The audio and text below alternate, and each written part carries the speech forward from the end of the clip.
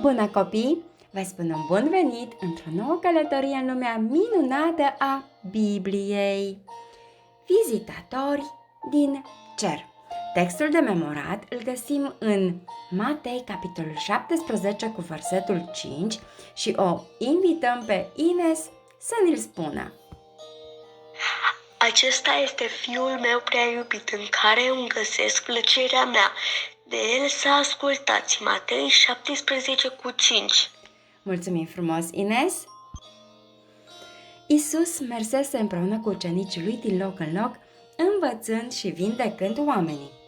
Într-o zi, pe când se lăsa seara, ei s-au oprit la picioarele unui munte. Toți erau obosiți și ucenicii erau bucuroși că puteau petrece noaptea acolo. Era timpul să se odihnească, dar înainte ca soarele să apună, Iisus le-a spus lui Petru, Iacov și Ioan că dorea ca ei trei să meargă cu el pe munte. Ceilalți aveau să rămână unde erau. Iisus și cei trei ucenici au urcat pe aleia pietroasă și prăpăstioasă în timp ce soarele apunea. Ucenicii se întrebau de ce dorea Iisus să meargă acolo dacă toți erau atât de obosiți. Ei știau că și el avea nevoie de odihnă. Curând s-a lăsat întunericul. În timp ce urcau, prin mintea ucenicilor treceau gânduri întunecate. Când urma să devină Iisus împărat? De ce nu își înființase el deja împărăția? Oare era posibil ca până și ei să se înșele, iar el să nu fie Mesia? Erau atât de multe lucruri pe care ei pur și simplu nu le puteau înțelege. Într-un final, Iisus le-a spus că se puteau opri din urcat. Apoi, el a mers puțin mai departe. Ei au privit cum Iisus a îngenunchiat și atunci au știut că se ruga. Iisus i-a cerut tatălui său să-l facă puternic pentru a continua lupta împotriva lui Satana. El i-a cerut să îi ajute pe ucenici să aibă mai multă credință. Avea nevoie să înțeleagă că el trebuia să moară pentru a ne salva pe noi. Nu exista o altă cale. El i-a cerut tatălui său să îi ajute în mod special pe cei trei care erau cu el să știe că el era cu adevărat Dumnezeu. Iisus știa că în curând ucenicii aveau să fie ispitiți și mai puternic să se îndoiască dacă greșiseră, alegând să creadă și să îl urmeze pe el. Deci, Petru, Iacov și Ioan erau pe munte împreună cu Iisus și dormeau în timp ce Iisus se ruga. La început au încercat să rămână treji și să se roage cu și ei, dar erau atât de obosiți încât curând au adormit în timp ce Iisus încă vorbea cu Tatălui din cer. Apoi s-a întâmplat ceva minunat. Ai adormit vreodată profund într-o cameră întunecoasă când cineva deodată a aprins o lumină puternică și te-a trezit? Probabil că la început ai clipit și ai tresărit, apoi ai încercat să deschizi ochii să poți vedea. Ceva asemănător s-a întâmplat în acea noapte întunecoasă pe munte. Dintr-o dată, lumina a strălucit în jurul lui Iisus și i-a trezit pe cei trei ucenici. Ce s-a întâmplat? La început, lumina a fost atât de puternică încât ucenicii nu puteau vedea, dar curând și-au dat seama că Iisus stătea în lumină. Cât de diferit arăta acum! Stătea drept și maestos, ca un împărat. Fața lui strălucea, hainele lui străluceau. După ce ochii lor s-au obișnuit cu lumina puternică, ei au observat alte două persoane împreună cu Iisus. Cine erau aceștia și ce făceau? Haideți să ascultăm Matei 17 cu versetul 3. Și iată că li s-a arătat Moise și Ilie, stând de vorbă cu el.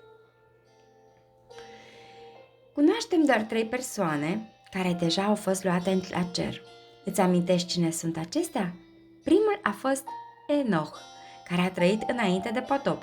Al doilea a fost Moise, care a murit, dar a fost înviat de Isus și apoi luat la cer. Al treilea a fost Ilie, care a fost luat la cer într-o trăsură de foc, fără să vadă moartea. De ce crezi că Dumnezeu i-a ales pe Moise și Ilie să vină și să vorbească cu Isus? Îți amintești ce au făcut Moise și Ilie pentru Dumnezeu înainte de a fi luați la cer? În ce fel au fost ei ajutoarele lui speciale? Vom afla în continuare. Isus era Dumnezeu și era atotputernic. Era și om, dar nu și-a folosit niciodată puterea de Dumnezeu pentru a-și face viața mai ușoară decât a noastră. Curând, El urma să moară pentru tine, pentru mine și pentru fiecare ființă care a trăit vreodată. Și nimeni nu părea să înțeleagă acest plan minunat de a ne salva. Până și ucenicii lui încă nu erau siguri că Isus era marele Mesia, făgăduit încă de când Adam și Eva au păcătuit.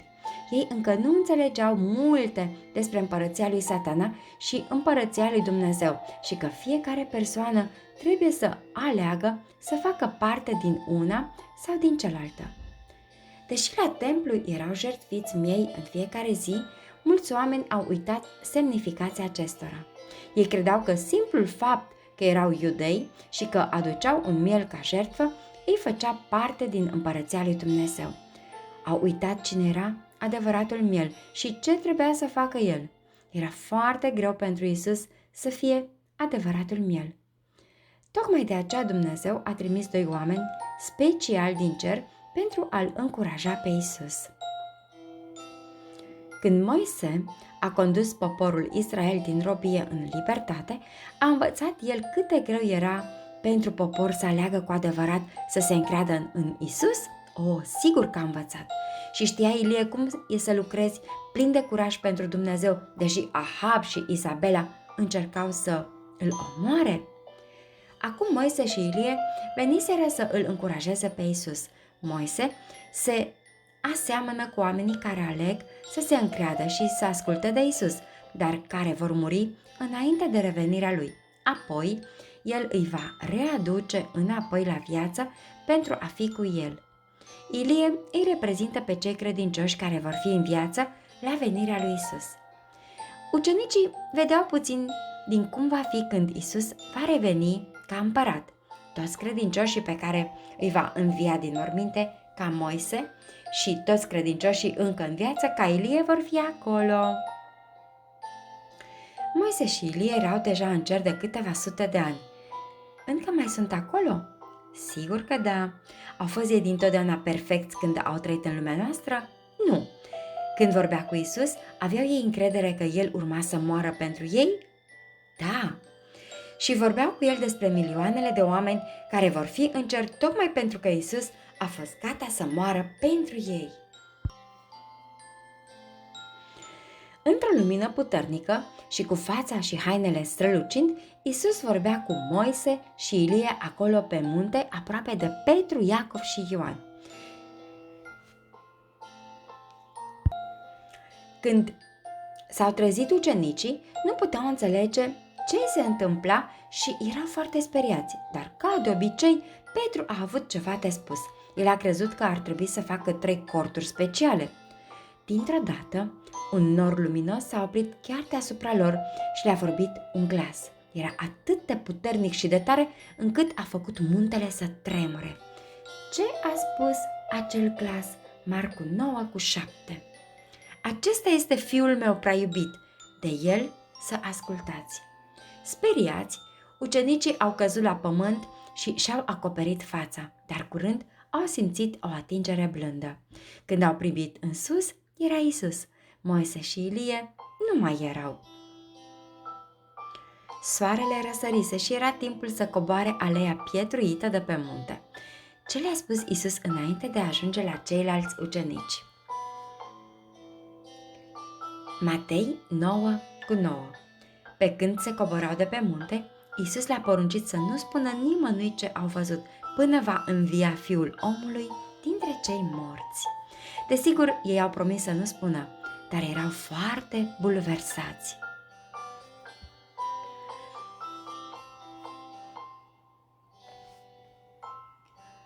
Când Isus, Petru, Iacov și Ioan s-au întors la ceilalți ucenici, ce au greșit?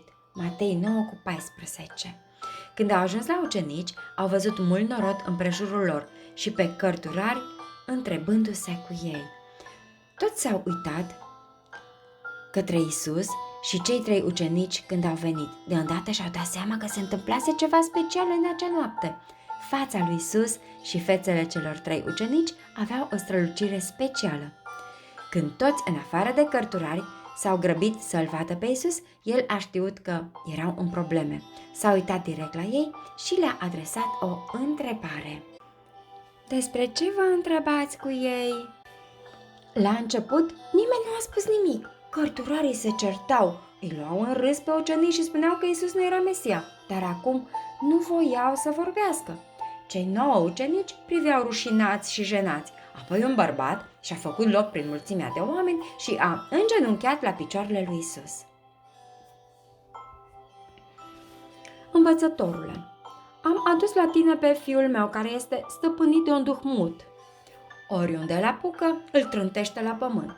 Copilul face spumă la gură, scrâșnește din dinți și rămâne țeapăn. M-am rugat de ucenicii tăi să scoată duhul și n-au putut.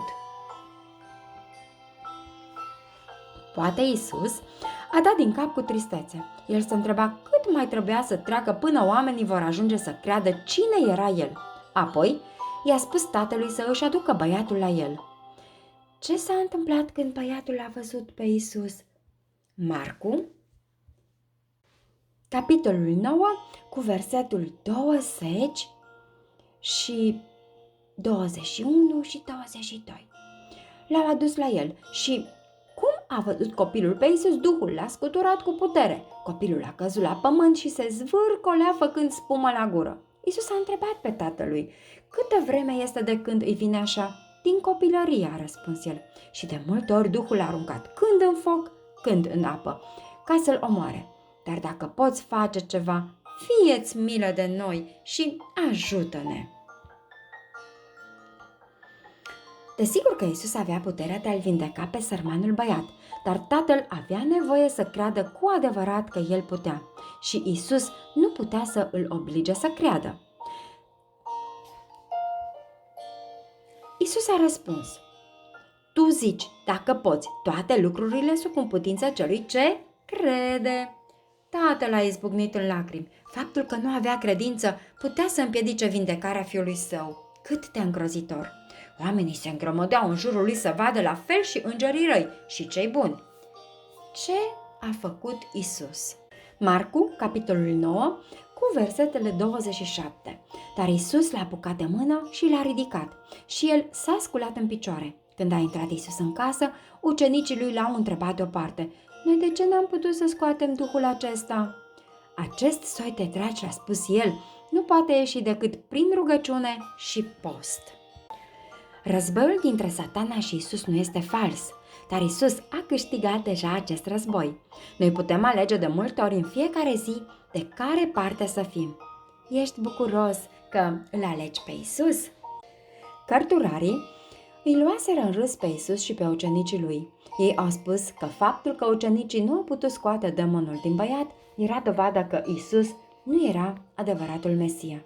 Acum, oamenii știau că acei cărturari se înșelau, dar ucenicii cu care s-au certat cărturarii erau rușinați. Înainte de a pleca în călătorii misionare, Isus le dăduse putere asupra demonilor. Ei au mai scos demoni din oameni în numele lui Isus.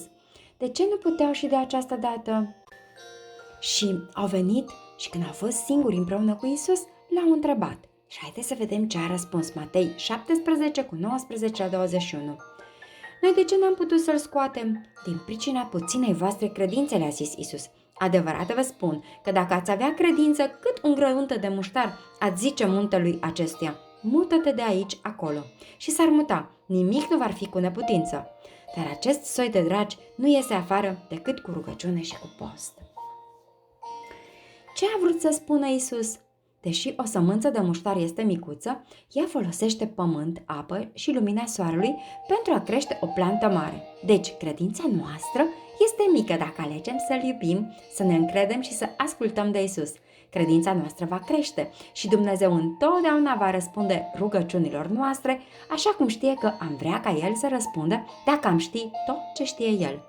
Dar ucenicii îl lăsaseră pe Satana să strecoare întrebări importante despre Isus în mintea lor.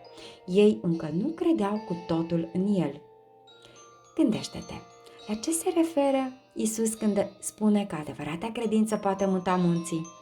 Ai auzit odată pe cineva spunând că au un munte de treabă determinat? Iisus vorbea despre munți de probleme. Pot avea și copiii probleme? Una din marile noastre probleme este să ne amintim să-i spunem nu lui Satana când ne ispitește. A alege să credem în Iisus și a-i cere să fie întotdeauna în mintea noastră este mai important decât a mânca. Atunci, Satana nu ne mai poate fura încrederea în Iisus, nici nu ne mai poate insufla gânduri rele și de gelozie, așa cum făcea cu ucenicii. Fiți binecuvântați! Domnul cu voi!